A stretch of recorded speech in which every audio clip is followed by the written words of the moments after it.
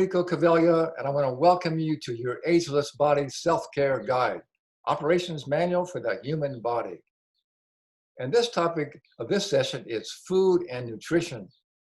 Now, of course, food is such an important subject, and it's a very complex subject, and there's so many opinions and so many books and new diets and so much conflicting information. It's very confusing for everyone. So I'm really excited about this topic because we're going to get some real clarity on what really are the best foods to eat and based on their nutritional value and what may be the best diet for you as an individual.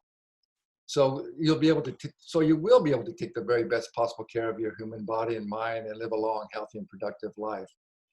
And we want you to know that all of our trainings are set up in order so that you can live a long, healthy, and energetic and productive long life. So our goal here is to give you the latest cutting-edge scientific information and strategies from people that you can trust, from some of the top experts in the world, and information that you can begin using immediately to take the very best care of that amazing body you have, of the amazing gift you have, your physical body. So we're very fortunate today to have as our expert, Dr. Joel Fuhrman. He's a board-certified family physician, nutritional researcher, and 6-time New York Times best-selling author. He serves as the president of the Nutritional Research Foundation. Dr. Fuhrman has authored numerous research articles published in medical journals and is on the faculty of Northern Arizona University Health Science Division. His 2 most recent books are Eat to Live, Quick and Easy Cookbook, and Fast Food Genocide. So I want to welcome Dr. Joel Fuhrman. Thank you, Rico. Great to be here and excited to talk to you today. My most recent book is called Eat for Life. The bio you read is a little outdated, but still that's great. And actually Eat for Life became my 7th New York Times best-selling book. But that's my most recent book. It just came out in this last March. Yeah, I've got a copy right here. You got a copy right there. Yeah, so before that, the Fast Food Genocide was the one before that. Oh, you got Eat for Life right there. Right, Eat for Life right here, yeah. We're definitely going to recommend people get your book here. Fantastic. Yeah, so just wanted to make sure you knew that was my most recent book. Okay. So thank you so much for being here and sharing all your knowledge with us. So, let's get right into it. I think that we can best serve our viewers by educating them on why the food they eat is so important for their health and for their longevity, and really what are the best foods and how to determine what maybe is the best diet for them. So I think we can really accomplish this in a short time here by just going through your book, Eat to Live. And I think it's a great title and great information. I learned some new things that I've got to ask you about. But first, my older book was Eat to Live. My newer book is Eat for Life. Eat for Life. Eat for Life, yeah. But okay, so let me just speak for a few minutes on this topic, because what I'm saying here, I'm making some radical claims that people should really pay attention to. Okay. I'm saying that we don't have to have heart attacks and strokes. We can conquer that. We can win that war so people don't have to have heart attacks and strokes. Right. Nutritional science has made significant advances to uncover the nutritional causes in those foods that can protect us. And if you have high blood pressure, it could be reversed. If you have coronary artery disease with chest pain, it could be reversed without an angioplasty, and bypass surgery are not the answer. They do not make you live longer. They don't remove the disease. They just cover it up to a degree, and they put you at new risks that you didn't have before. So what I'm saying right now is that this same nutritional science that shows that the human body doesn't have to be susceptible to high blood pressure, diabetes, heart disease, and dementia, that these are largely the result of nutritional ignorance, is also supports the immune system to protect us against common cancers like breast cancer and prostate cancer and colon cancer. And it also supports the immune system to protect us against viral replication, invasion, and cytokine storm, which is causing death in people who've been infected with COVID-19 and other bacteria and viral infections. Obviously, COVID is a viral infection, but bacterial pneumonia has been a strong cause of death in the elderly, and flu and even conventional influenza has been a source of death for people who are immunocompromised people. What I'm saying right now is that COVID-19 doesn't stand a chance against a healthy immune system. And the same dietary portfolio that affords people this opportunity not to have a heart attack or a stroke protect them against cancer, prevent dementia, also can protect them and remove the fear against being hurt by COVID-19. This is called, it's insanity. People are eating themselves to death and they're living their life in fear of dying of a virus because we're living on fast food, processed foods, sweets, white bread, fried foods, meats. We're not eating the foods that are rich in the phytochemicals that support normal and adequate immune function. And if we analyze foods by their longevity promoting properties, we find that we are a green vegetable dependent animal. If you don't like green vegetables and want to eat salads and greens, then you better live close to a hospital and make sure they have, and make sure they have those, those equipment to intubate you and put you on a breathing machine, because you're going to be in trouble if you don't eat green vegetables. You can't have a normal life if you're not willing to eat vegetables. I always joke around and I say, we've landed the man on the moon already. With regard to nutrition, I mean, we've already uncovered the cause of cancer, or how to prevent cancer and win the war on cancer. And the answer is vegetables. But people don't like that answer. They want a different answer. They want to be able to eat pizza and donuts and milkshakes and French fries and not get cancer or not die of COVID-19. But that's a fairy tale existence. It's a dream world that doesn't exist. In real life, you have to actually eat vegetables if you want to have normal immune function. And what I'm saying right now is that my G-BOMBS acronym, the G-BOMBS, give people the highlights of the most important foods for immunity that will simultaneously protect you against cancer and serious response to infection. And the G-BOMBS, GBOMBS, stands for greens, beans, onions, mushrooms, berries, and seeds. Greens, beans, onions, mushrooms, berries, and seeds. And we can talk about these. We can talk about this further. Okay. I just want to add, I know you're aware of this. What the problem is that the big food manufacturers, they actually came up with this thing called the optimizer. They determine what is a right amount of fried fats, sugar, and salt that gets people addicted. So people got addicted to all these fast junk foods. So that's something that you have to realize, that this food is actually addicting. So you just got to get it out of your diet, or you're going to go down the tube like so many people are these days. Absolutely. It's like some people have trouble cutting back on cigarettes because they're addicting. And some people have trouble quitting alcohol. They become alcoholics, and a little bit of alcohol drives them to want to eat more, and they're better off on no alcohol. And what I'm responding to you is my 3 decades of taking care of overweight and food addicts and people who can't control their body weight, is that they have to abstain from those addictive triggers. They have to stay away from them completely in order to get back control of their food choices and their instinctual desire to eat the right amount of food. In other words, when you eat these addictive processed foods, you become a calorie-consuming monster, and your appetite becomes out of control, and foods takes over your life and your behavior, and it ruins your life. Food can ruin people's lives and destroy their health in the process, but it affects their brain function. It affects their intellect, their concentration, and they become more self-centered and more inward focused, and it takes away their ability to have a happy life. So food is tremendously addicting. And that's where my teachings and my scientific studies have shown how to aid people in getting rid of food addiction and the desire to overeat by flooding their body with high nutrient foods to fix the brain. And it's also why, for example, I have a retreat in San Diego where people can come and visit me and stay here a few months, because just like a drug addiction, some people need to abstain from those foods and be in a safe environment where they can learn this information and not have this temptation and continual illicit love affair with foods that are killing them. So sometimes people need I'm just going to close my door so you don't hear my dog barking. Can I just run up and I'll get back in 10 seconds? Problem. Yeah, but I'll just add to that, here's the thing, when you eat these fast processed addicting foods, and why they make you overeat is because you're putting a lot of calories in your body, but your body knows that it needs certain nutrients in order to function optimally. So you're getting a lot of calories, but you're not getting the nutrients. So you still feel hungry, and that's why you keep overeating all the time. So you're eating all these calories, but you're not getting the nutrients that you need. So then you still feel hungry. That's why you overeat with all these junk foods. So it's so important to get educated and realize how food is really affecting your health and your longevity. Well, Dr. Furman, let's start to go through your book. I think that'll be really helpful. And so, but I have a question for you though. I know your book is based on, you have lots of references, a lot of scientific studies, but here's something that I'd like to get your opinion on. You know how there's so many studies out there, and there's people that have studies to back up their thing where you should just eat meat and you know, a high protein meat diet.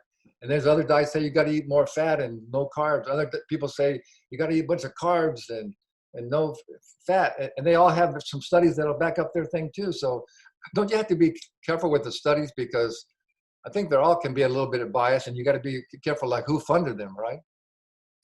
Well, that's not the really issue. The issue is that all these diets don't have studies to back them up that have high. They claim they do, but they well, don't. Let me explain. Yeah. Let me explain for a minute, okay? Because those are called short-term studies that go for a year or two and have soft endpoints. Okay. I can feed people Twinkies or ring dings, and because they're eating a diet of only one food, they'll cut the calories back, and their diabetic numbers will look better, and they'll lose some weight, or they'll might get thinner. It doesn't matter what you feed them. Any diet can look okay in the short term. We give the short-term studies, and these controlled trials generate a hypothesis that makes you desire further investigation. It's only when the long-term epidemiologic studies that go on for decades and study large populations of hundreds of thousands of people and follow them for 20, 30 years and look at hard endpoints. Hard endpoints are things like death, heart attack rates, cancer incidences or cancer deaths. And when you have these long-term high credence studies that corroborate the short-term soft endpoint studies, then you have data to substantiate these dietary claims. With the studies, with diets you mentioned, don't have that data.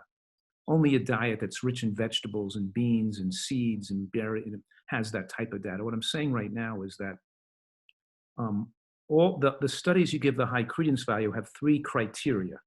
Number one, I'm going to just review this one more time, even though I said it. Number one, they contain large numbers of people in the study. They're not 50 people. There's not a study that shows, I can produce a study on 50 people to show anything. I can compare eggs to donuts and make eggs look better and say eggs don't cause heart disease because donuts are worse, but you can prove anything in a short-term study. Right. Okay, so number one, they have large numbers of people, thousands of people or hundreds of thousands of people. Number two, they're not for a year or two. These studies go on for decades. They're and they're looking at people that go on to periods of time when they're going to die, or they may die, so they can see what happens to these people over time. And the third thing is they look at hard endpoints. So it's numbers of people, years of being studied, hard endpoints. A hard endpoint means it's something like a death. Like I can give you a cholesterol-lowering drug that may lower your cholesterol more powerful than any drug ever invented. And the soft endpoint is it lowered cholesterol better. So it must make you live longer. But maybe the drug causes cancer, and if we followed you for 20 years, you'll be dead 10 years before on the cholesterol-lowering drug. We don't know for sure by that lowering cholesterol, that drug is going to make sure you live longer. We have to that gives us a hypothesis, which we have to corroborate with a long-term study looking at a hard endpoint. So I'm going to use my word choices carefully here and say all the studies that look at hard endpoints and look at large numbers of people going on for decades show the same thing. And that is the more unrefined plant food increase as a percent of total calories, we see longer lifespan, low rates of heart attack, stroke, and low rates of cancer. And as animal products increase in the diet, a higher percentage of calories from animal products, from 5 to 10% to 20 to 30% or more. And an American diet is about 30% of calories from animal products, a standard American diet. Some of these paleo or meat diets are more. And we show as you dial up more animal product in the diet, you dial up death. You dial up premature death. And every study that looks at hard endpoints shows that. These people that are promoting carnivore diets, paleo diets, high meat diets, they can't be not aware of these studies, so they are scamming people. They're scamming people to make a buck. They're scamming people because they're telling people what they want to hear. They're scamming people to be contrarians and to be the opposite of what's conventional. But you can't deny the science here that we are a vegetable-dependent animal. And in order to eat enough vegetables and fruits, and by the way, the WHEAL study, Women's Healthy Eating and Living study, showed that, that vegetables had the most protection against breast cancer, for example.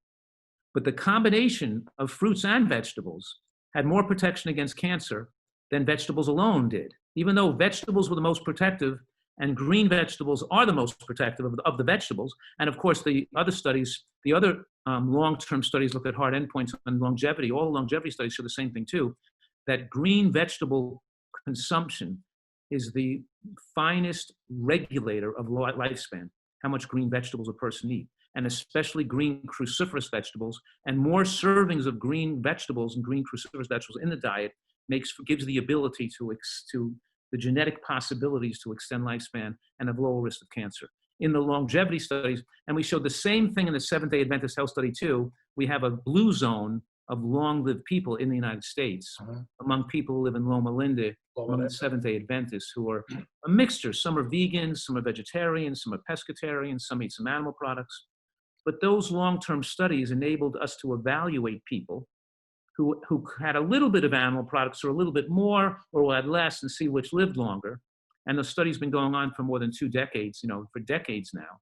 And those studies show that as animal protein increases in a person's diet, so does their risk of premature cardiovascular death. And as plant proteins increase in the diet, more protein from plants like hemp seeds and sunflower seeds and beans and soybeans and dark greens and quinoa, as we eat more high protein plant foods, lifespan is enhanced and you have longer lifespan.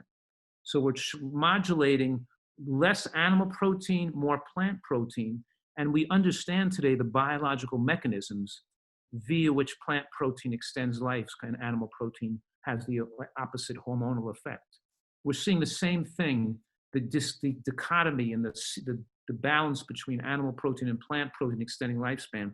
We see the same thing with fats, whether it's animal fat or oils, soybean oil, coconut oil, canola oil, versus the whole nut or seed, the coconut, the avocado, the sesame seed, the walnut. We see the same thing. We see opposite biological effects, where the whole nut or seed ingested has dramatic effects to lower cardiovascular death and cancer death. By the way, walnuts, for example, show dramatic protection against both cardiovascular death and cancer death and dementia. An incredibly superfood, just a simple thing like a walnut or a flax seed or a hemp seed. What I'm saying right now is that nutritional science has made incredible advances in the last decade, so we don't have to be confused about this.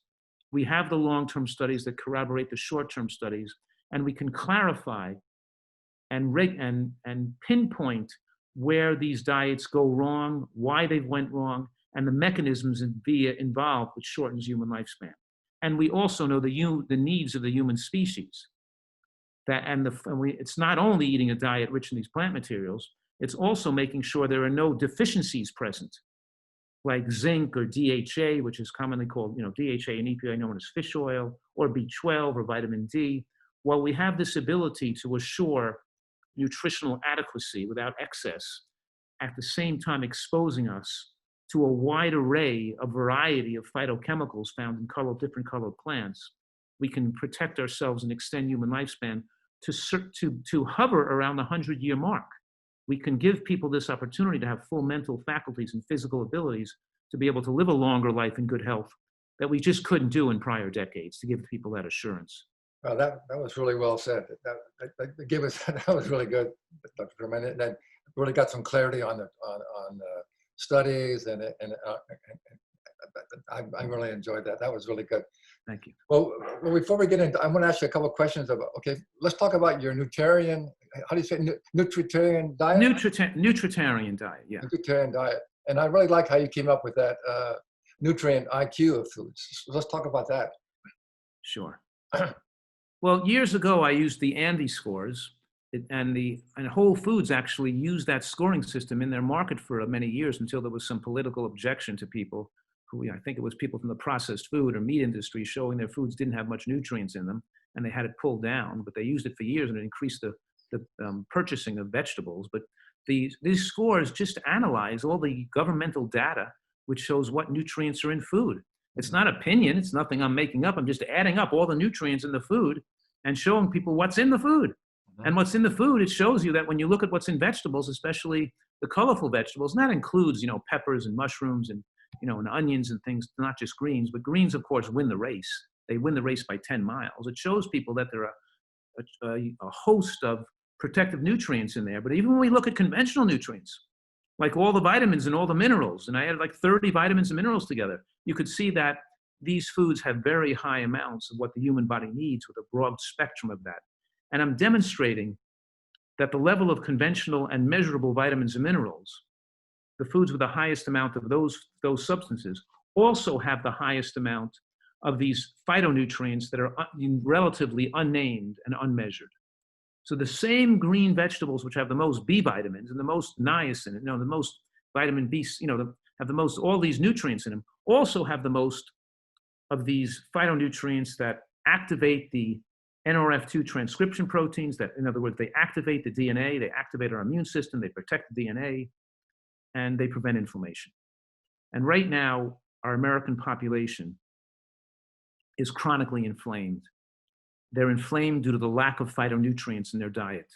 And in my practice, I measure phytonutrients in people's diets and their skin and their bodies. And we find that they're so low from eating American food because animal products don't contain any phytonutrients and antioxidants. And processed foods don't contain any antioxidants and phytochemicals. And Americans are only eating 2% of calories from vegetables, just 2% on the whole.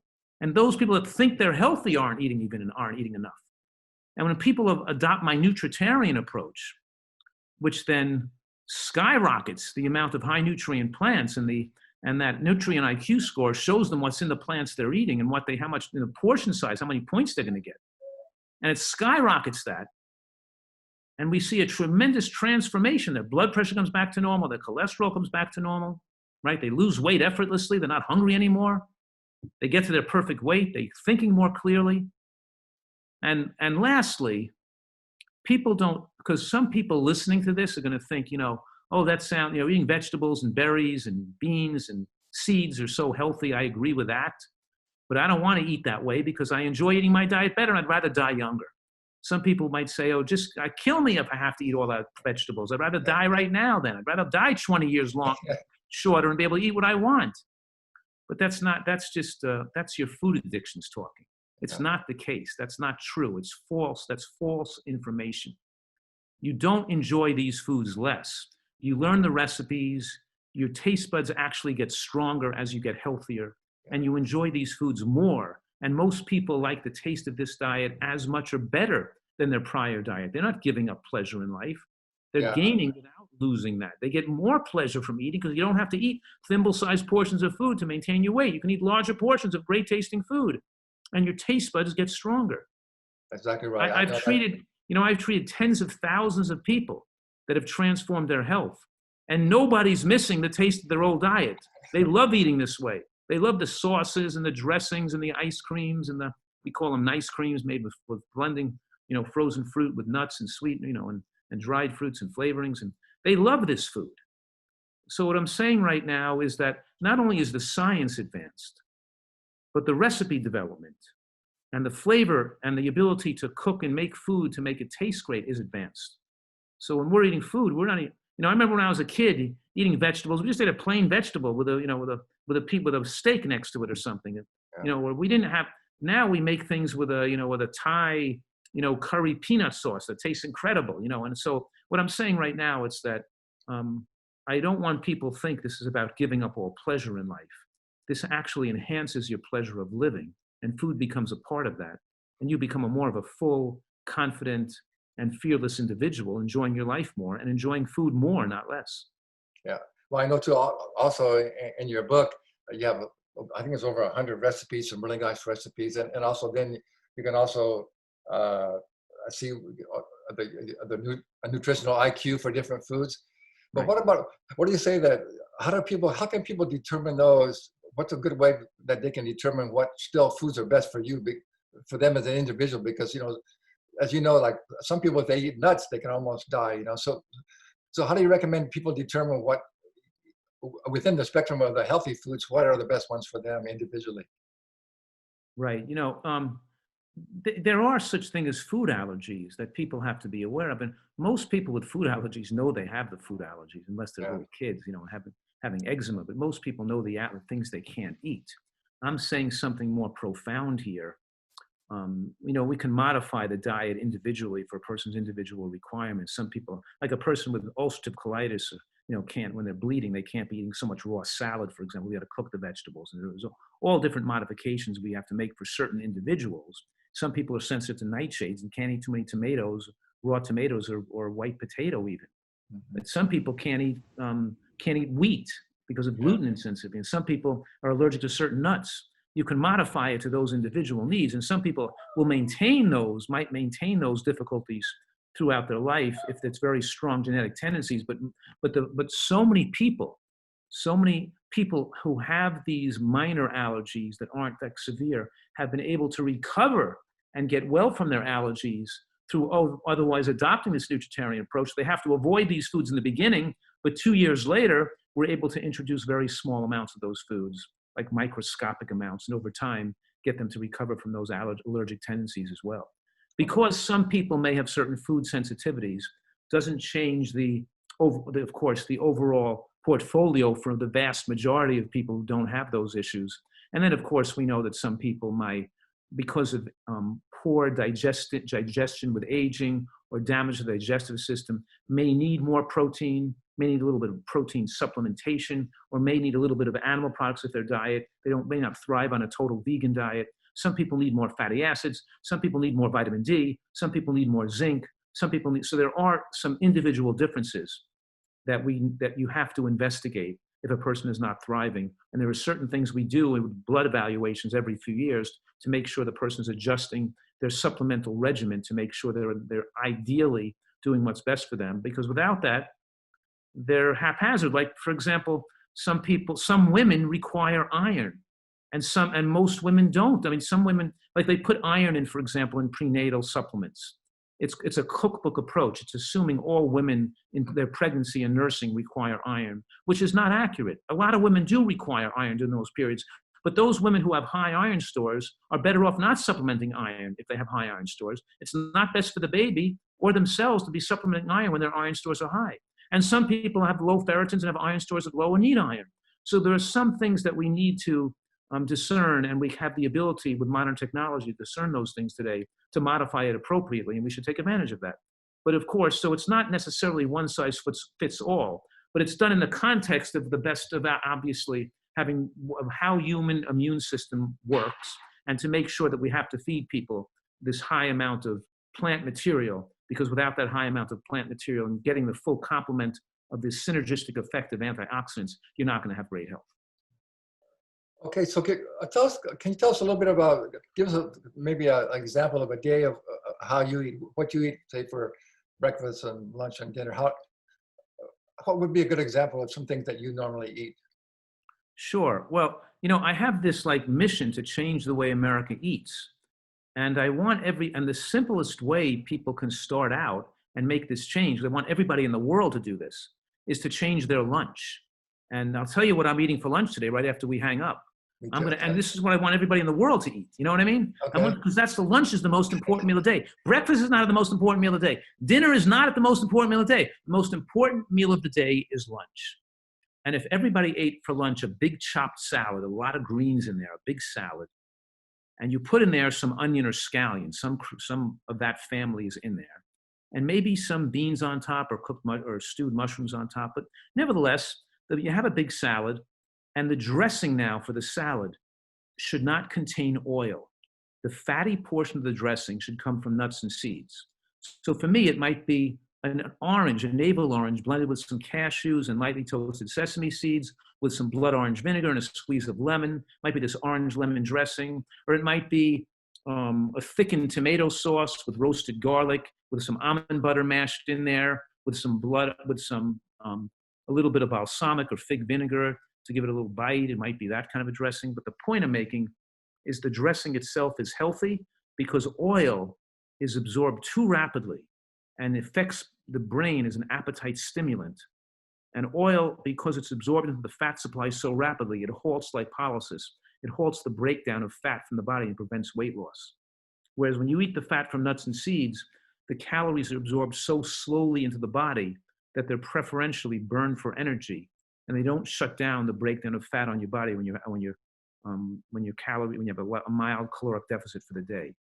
So So what you I'm don't saying is a recommend. big salad, a bowl of vegetable bean soup. And you can have this delicious soup on the weekend. You could have made it on the weekend. You could have eat it for 5 days straight if you want, that you made on the weekend. And some fruit for dessert. Salad, vegetable bean soup or a chili or a bean stew, and a piece of fruit for dessert. Big salad. So that's the starting point, and that's what I'm going to eat for lunch today. A salad with a nut and seed-based dressing. I'm going to put mushrooms on top, maybe some frozen peas in the salad. Maybe I'm going to put some cooked soybean or chickpeas on top or lentils on top.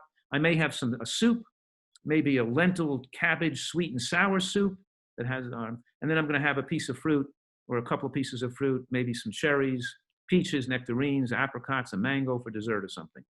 So you don't recommend using any oil like olive oil or avocado oil? You don't recommend using any of that oil at all? Well, if you asked any nutritional scientist in the world, which is healthier for you, and the proven effects to enhance lifespan, walnuts or walnut oil, avocado or avocado oil, olives or olive oil. If you picked any of those oil and asked any scientist which is more protective for health, lifespan, weight, diabetes, the answer is always the whole food. It's never the Right, oil. right. Oil is never a favorable choice over the food it came from. You following that? Okay. You could say that olive oil might be better than canola oil or sunflower oil. It's more unsaturated. You might say, olive oil is better than butter, but it's never going to be better than eating an olive, or never. This walnut oil is never going to be better than eating the walnut. And that's what the studies show. For example, the Prevamid study showed when they gave people olive oil, a whole bottle to take home with them, with the purpose of them cutting back on butter and cheese on the bread and using olive oil instead as much as they can. We saw heart attack rates go down by 15% when people switched from butter to olive oil. When they took the olive oil away and they told them to use nut butters and more nuts and seeds in their diet, they didn't give them the nut butters, nuts, and seeds. They just told them, now don't use olive oil, use more nuts and seeds. We saw heart attack rates go. There's a Prevamid study, it's called. People could look it up, Prevamid. It showed that heart attack rates went down by 60%, not 15%. In other words, oil looks good when you compare it to butter. It looks favorable when you compare it to something worse. The Mediterranean diet looks better when you compare it to the American diet. It doesn't look good when you compare it to the Okinawan diet or the Loma Linda diet. It doesn't look good when you compare it to other diets. It just looks good compared to the American diet. You follow me? You don't buy a car by comparing it to a junkyard wreck. We have the ability to today, with science, to ascertain the most favorable aspects of every blue zone diet, because no one blue zone diet is optimal. A nutritarian diet tries to use science to optimize every aspect of the diet, to get a diet that's much more scientifically defensible and lifespan promoting than a blue zone. The blue zones may live on the average 8 to 10 years longer than the average American, but we can live 20 years longer than the average American. Yeah. And we can protect ourselves even more if we just know these nutritional tweaks to do the best things. That means the dressings, you blend up nuts and seeds in with tomato sauce and vinegars and flavorings and fruits, and you make delicious dressings, but we put the whole nuts and seeds in there. We don't put the oil in there instead of the nuts and seeds. Okay. I just have a couple more questions for you that I learned from your book, where you said that when you actually slow down your metabolism, you live longer, and it's actually, in the old common thought was that in order to have burn body fat, you need to have a faster metabolism. But I think in your book, you say a slower metabolism not only lets you live longer, but it's actually better for weight loss as well. Well, it's amazing how all the things that people have been brainwashed, all the wrong information they've been brainwashed with, Yeah.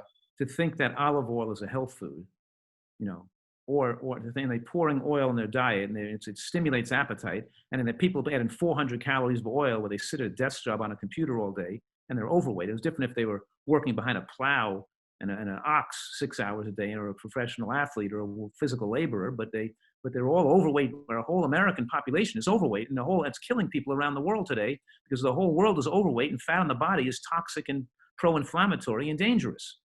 And people are brainwashed. They don't even recognize themselves as being fat or overweight. They're in denial from their food addictions. Mm-hmm. But to answer that specific question about metabolic rate is yes, when you eat more calories, let's see, it's 3,500 calories a pound. If I eat an extra 100 calories a day times 350, and 100 extra calories a day times 350 days a year, that means I will gain 10 pounds of weight that year from eating an extra 100 calories a day. But that's not how it happens, because the excess calories make you speed up your metabolic rate and in the body's attempt to burn off some of those calories so it doesn't have to store them all as fat. In the process of speeding up your fire and burning your metabolism, you're aging at a faster rate now. And you're utilizing and burning up your stem cells and your telomeres. So you're increasing your risk of an earlier death. So you didn't just gain, so now you only gained 5 pounds. You're still going to gain weight from the excess calories. It's never the case that excess calories is going to cause you to lose weight. It's never the case that eating more food causes more weight loss. Eating more food also causes more weight gain. It's just you don't gain as much. But you pay the price with the devil for that, because you shorten your lifespan so you don't gain as much. But you can't lose weight unless you're in a caloric deficit. Mhm. It's not about, you can't speed up your metabolic rate by eating more food and be in a caloric deficit at the same time. The whole thing's so ridiculous, it's not even logical. When you eat less food, I eat 100 calories less than my basal metabolic rate, your metabolic rate will slow down a little bit. So all that 100 calories of loss won't turn into all weight loss. Once I reach my ideal weight, my body will slow the metabolic rate more, and my body temperature will be lower. My thyroid function will be lower, not higher. And my respiratory quotient, the amount of calories burned by breathing, will go down, and my body will conserve calories. And in the same process, as it lowers its thermostat and it lowers its furnace, it ages slower and lives longer. The only methodology, proven methodology to slow aging, extend lifespan, is moderate caloric restriction in the context of micronutrient excellence. Nothing else has a proven ability to extend lifespan. And this has been shown to occur in all species of animals, including primates, and we're primates. And the way you moderately caloric restrict comfortably is by eating a lot of high fiber foods that fill you up and take away your appetite. You become slim and the right weight, and you're not desirous of overeating, and you become comfortable eating the right amount of calories. People are so, my book seems radical because the conventional knowledge is has been so distorted, and people have been scammed.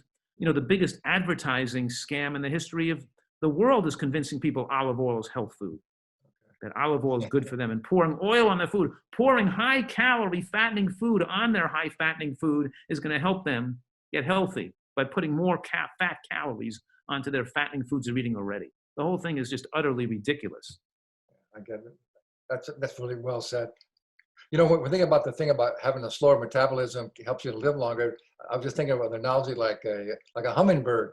You know, hummingbird, their heart's beating like 200 or 300 beats per minute. They have a really high metabolism. They don't live very long at all. So that makes sense. Same thing in nature. If you have a real fast metabolism, you're not going to live very long. That's right. And you know, we have such great science today. And as you said, I have over 2,000 scientific studies in that book, but it's not merely the amount of the quantity, it's the quality of those studies that shows that this information is becoming and has become irrefutable. And we know how to protect people from cancer and heart disease. And to not take advantage of this science is just, it's silly and a little bit, it shows the nature that there's a lot of powerful forces fighting against this, of course. Right. A lot of monetary and economic powers that don't want this to be. Yeah. Just like with climate change and cleaning up our environment, there's a lot of powerful economic, powers that don't want to have us not be reliant on oil. And there's a lot of power that doesn't want to have us have to worry about pollution and protecting our environment. But unfortunately, it's going to kill off the human race, has the potential to destroy the planet for humans and ruin the earth for our grandchildren. People are burying their heads in the sand because they don't want to face the reality that we have to change behaviors and eat differently and do different things. And the people that want this instant gratification, they want everything right now. And they don't, so the more you're an addict, the more it makes you self-consumed and more interested in your own immediate needs and less thinking about having goodwill for others or even our planet or even appreciating the world around us. And unfortunately, that's, who's running the government right now. Yeah, I totally agree. And I'm hoping that this whole COVID-19 thing will help to wake people up and to realize how important their health is. So, absolutely. Yeah. And the fear is that having all this needless fear is not good for your health. You think you're going to die if somebody comes near you and breathes on you. It's I'm not crazy. riding my bike and people still wearing a mask when they're riding their bike. I'm going, what? You know, it's just, yeah, I know, it's just kind of crazy. They're wearing a mask when they're 100 feet away from all the human beings. It's crazy. It's like they're on a surfboard wearing a mask. Yeah, I know. Well, Dr. Furman, that was so It's good. funny. Appreciate I that. was hiking in a mountain here, and we were the only person on the mountain.